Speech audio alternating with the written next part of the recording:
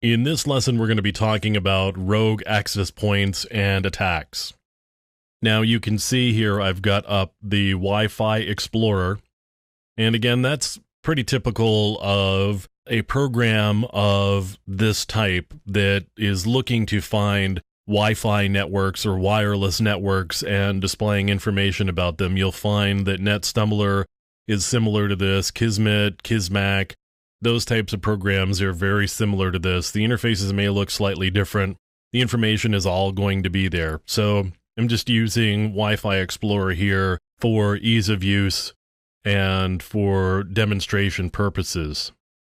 Now you can see I've got two network names here, and there's all of the related information associated with them.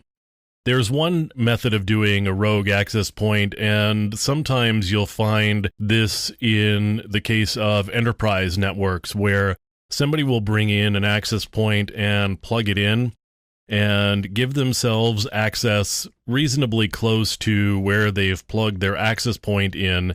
And so that gives some people some rogue wireless access. And in that case, that may provide access to individuals who shouldn't have network access in your building. In an enterprise, people can sometimes plug in access points that will allow them or others to circumvent a wireless access policy on behalf of the organization. And as an ethical hacker, that's certainly something that you want to look after. Another thing that you can do, though, is you can get an access point and have it look very similar, if not identical, to the access point that we've got here. So let's take a look at Kilroy WLAN. Because it's using WPA2 personal, what I could do would be to create a Kilroy WLAN myself and set up an access point for it.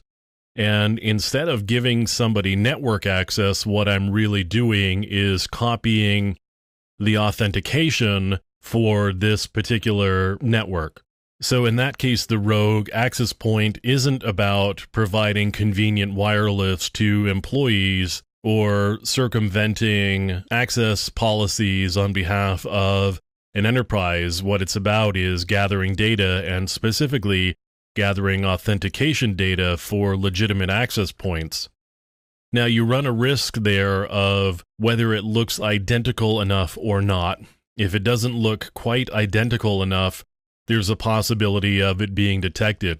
The other thing that you need to do is make sure that somehow you get the legitimate access point off the air, whether you do some sort of denial of service attack against it, or if you've got physical access, you just simply unplug it, or whatever you do, you need to get the real access point out of the equation so that yours shows up.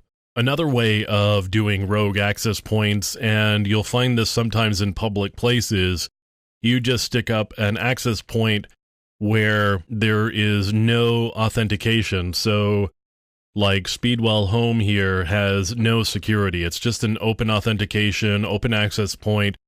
You throw it up, and sometimes people will just connect to those and start transmitting data. In that case, if you've got control of that access point, you could be sniffing the data that's going along, and you may see usernames and passwords being sent across. You may see credit card information. You may see a lot of different details. You may see intellectual property. So you could set up an access point that just has open access and put it in a public place, and you would see a lot of people, particularly if it's a busy public place, getting access to your access point and bypassing the ones that have passwords associated with them or have some authentication mechanism. Give somebody free Wi-Fi, they're probably going to take advantage of it. That's another different way of doing a rogue access point. And if you are doing a penetration test, you certainly could set up an access point or even set your computer up as an access point and use it to start gathering data from the employees at an enterprise or an organization if you are doing a penetration test or an ethical hack against them as a target.